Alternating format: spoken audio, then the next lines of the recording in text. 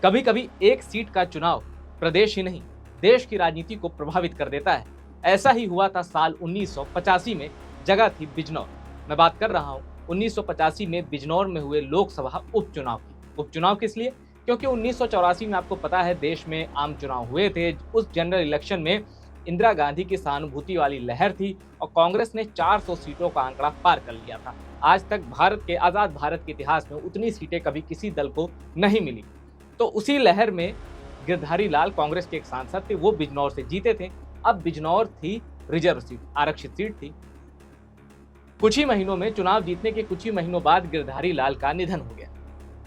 कानून आप जानते हैं कि भाई 6 महीने के भीतर अगर कोई सीट खाली होती है तो 6 महीने के भीतर वहां चुनाव होता है। बिजनौर में लोकसभा उपचुनाव का बिगुल बजा। अब उस उपचुनाव को ऐसा नहीं था कि सहानुभूति की लहर और एक प्रत्याशी की भी मौत हो गई तो उसके परिवार से किसी को टिकट दे दिया गया तो वो जीत गया, जिस तरह आजकल आप उपचुनाव में देखते हैं। तब ऐसा नहीं था। बिजनौर में कांग्रेस ने टिकट दिया मीरा कुमार को। मीरा कुमार कौन? बाबू जगजीवन राम की बेटी, जिन्हें कांग्रेस का उस वक्त का सबसे बड़ा दलित लीडर माना जाता था। जगजीवन राम की बेटी मीरा कुमार विदेश सेवा यानी आईएफएस की नौकरी छोड़कर आई थी, तो उन्हें कांग्रेस की ओर से टिकट मिला। फिर चौधरी चरण सिंह की जो लोकदल थी उससे टिकट मिला रामविलास पासवान को। अब उससे पहले रामविलास पासवान हाजीपुर से रिकॉर्ड वोटों के मार्जिन से जीत चुके थे। उनका नाम रिकॉर्ड बुक में दर्ज हो चुका था। इमरजेंसी वाला बैकग्राउंड आप जानते ही हैं, इमरजेंसी और इमरजेंसी के बाद जब चुनाव हुए तो रामविलास पासवान तब उत्तर प्रदेश से लेकर बिहार तक पॉपुलर थे। रामविलास पासवान को 2 स्टेट में पूरा राजनीतिक सम्मान मिलता था, भाई सब जानते थे। इनफैक्ट इंडिया लेवल के वो लीडर हो चुके थे, क्योंकि इमरजेंसी के बाद जो युवा चेहरे छाए थे उनमें से एक रामविलास पासवान भी थे। तीसरे कैंडिडेट कौन था? पहला मैंने आपको बता दिया, कांग्रेस से मीरा कुमार। दूसरा, चौधरी चरण सिंह की जो लोकदल थी उससे थे रामविलास पासवान। तीसरा कैंडिडेट जानते हैं कौन था? 27 साल की एक निर्दलीय कैंडिडेट जिसका नाम था मायावती। वही मायावती जो उत्तर प्रदेश की 4 बार मुख्यमंत्री बनी। हुआ क्या था कि 1984 में बहुजन समाज पार्टी की स्थापना हुई थी, लेकिन मान्यता प्राप्त दल नहीं था तो इलेक्शन कमीशन से सिंबल नहीं मिल पाया, तो मायावती ने इंडिपेंडेंट ही चुनाव पर्चा भरा। तो अब लड़ाई किसके बीच थी? मीरा कुमार कांग्रेस, चौधरी चरण सिंह की लोकदल उससे रामविलास पासवान, और निर्दलीय कहिए या बीएसपी कहिए उससे लड़ रही थी मायावती। अब मीरा कुमार के पक्ष में वीर बहादुर सिंह जो कि उत्तर प्रदेश के मुख्यमंत्री थे, उन्होंने पूरा सिस्टम लगा दिया कि यहां से कोई जीतेगा तो वो मीरा कुमार ही होंगी। ऊपर से बाबू जगजीवन राम की बेटी। जगजीवन राम के बारे में ये कहा जाता है कि उनके बेटे का एक कोई स्कैंडल सामने आ गया था, वरना वो प्रधानमंत्री बनते। जगजीवन राम को कहा जाता है कि वो प्रधानमंत्री बन सकते थे, देश के पहले दलित प्रधानमंत्री जगजीवन राम हो सकते थे, लेकिन कांग्रेस के आला कमान के होते हुए ये कैसे मुमकिन। खैर, उस साजिश के बारे में आगे बताऊंगा कि कैसे बाबू जगजीवन राम के बेटे का स्कैंडल आया और उस मैगजीन में आया जिस मैगजीन की एडिटर थी मेनका गांधी। वो पूरी कहानी किसी एपिसोड में बताऊंगा।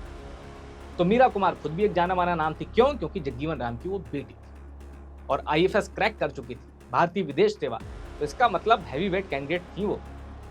और फिर तीसरी थी माया। अब मीरा कुमार के पक्ष में मैंने आपको बता दिया कि वीर बहादुर सिंह ने पूरी तरह से कमान संभाल ली थी। अब मीरा एक आईएफएस ऐसा नहीं है कि बिजनौर की गली गली खाक छाने, ये किसी के बूते से बाहर है, आप भी जानते हैं। आज तक सियासत का जो मौजू है वो वही, बाबू लोग कहाँ गली में जाके वोट मांगेंगे।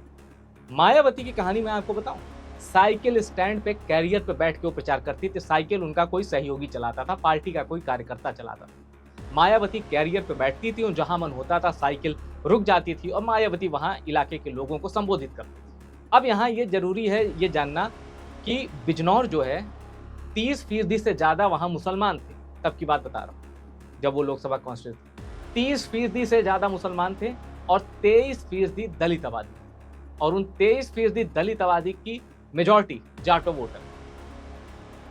ये मैंने आपको इक्वेशन बता दिया बिजनौर। अब दलित होने की वजह से जगजीवन राम की बेटी मीरा कुमार के पास सपोर्ट तो था ही। 1985 का ये वो दौर है जब शाहबानो केस में कांग्रेस और राजीव गांधी खुलकर अपीजमेंट की पॉलिटिक्स कर रहे। तुष्टीकरण की राजनीति तब चरम पर थी। सुप्रीम कोर्ट के फैसले को ओवर रूल किया जाना था संसद के द्वारा। ठीक है, ये पूरी पृष्ठभूमि है, उसके बारे में शाहबानो प्रकरण भी आप जानते। दलित खुद चुनाव लड़ी, बाबू जगजीवन राम की बेटी। ऊपर से शाहबानो प्रकरण में कांग्रेस ने खुलकर मुस्लिम तुष्टीकरण किया। अब ऐसे बैकग्राउंड में चुनाव हो रहा है तो जाहिर है मीरा कुमार का पलड़ा भारी होगा। ऊपर से जो तीसरा फैक्टर है ना, जो सबसे बड़ा फैक्टर था इस चुनाव का, वो मैं आपको अभी आगे बताने वाला हूं। अब रामविलास पासवान वो भी इमरजेंसी के बाद सूरमा बन चुके थे, नायक बन चुके थे, पॉलिटिकल जायंट बन चुके थे।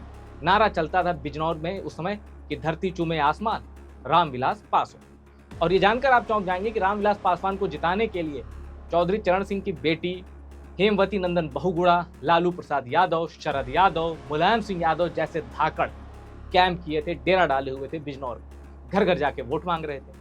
अब रामविलास पासवान भी गलियों की खाक छानने में माहिर नेता, जमीन से उठे हुए नेता थे। मायावती का चुनाव प्रचार मैंने आपको बता दिया, कैसे साइकिल के करियर पर बैठ के वो प्रचार करती थी। और उस दौर में मायावती के जो भाषण थे बहुत ही आक्रामक होते थे।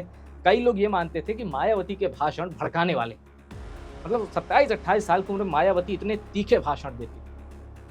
तो कुल मिला के जब इस बैकग्राउंड पे मैंने आपको ये भी बता दिया कि कौन किसके पक्ष में था, अब आए चुनाव के नतीजे।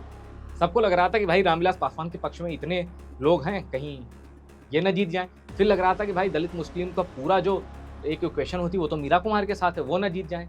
नतीजे आए तो आपको जो नंबर 1 पर रहा वो दोबारा बिजनौर से लड़ा नहीं, जो नंबर 2 पर रहा उसने उत्तर प्रदेश छोड़ दिया राजनीतिक रूप से, और जो नंबर 3 पर रहा वो अगले ही चुनाव में बिजनौर से सांसद बना। बताऊं, नंबर 1 ये चुनाव जीता था मीरा कुमार ने, बहुत नजदीकी लड़ाई में रामविलास पासवान को हराया था सिर्फ 6000 वोटों के अंतर से। सिर्फ 6000 वोटों के अंतर से मीरा कुमार बिजनौर से सांसद बनी थी। और रामविलास पासवान, जिनके लिए लालू यादव, शरद यादव, मुलायम यादव, हेमवती नंदन बहुगुणा और चौधरी चरण सिंह उनकी बेटी ने भी प्रचार किया, तो वो नंबर 2 पर रहे, बहुत मामूली मार्जिन से वो चुनाव हार गए।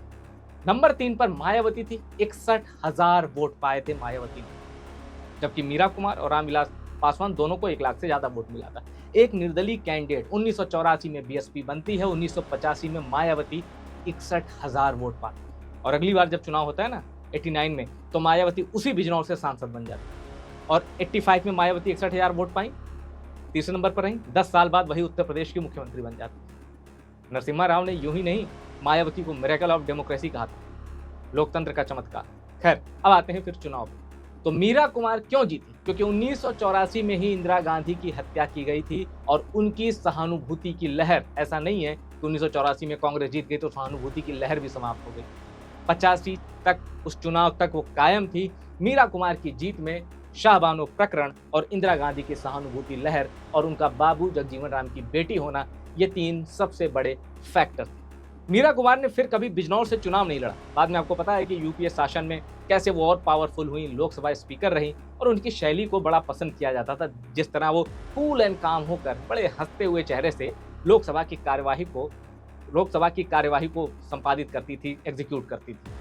बाकी रामविलास पासवान आप भी जानते हैं, केंद्र में कई बार मंत्री रहे, हर सरकार में कहा जाता है वो मंत्री रहे, लेकिन बिहार की राजनीति में कभी वो मुख्यमंत्री नहीं बनता। एक बार उनके पास मौका आया था, लेकिन लालू प्रसाद यादव से उनकी अदावत ऐसी थी कि उन्होंने आरजेडी को घेरने के लिए ये शर्त रख दी कि अगर कोई मुस्लिम बनेगा आरजेडी से मुख्यमंत्री तो ही मैं आरजेडी को समर्थन दूंगा। लालू प्रसाद यादव उस वक्त राबड़ी देवी को मुख्यमंत्री बनाए हुए थे बिहार का, और लालू प्रसाद यादव इसके लिए तैयार नहीं हुए कि राबड़ी देवी के अलावा कोई और मुख्यमंत्री बन सकता है।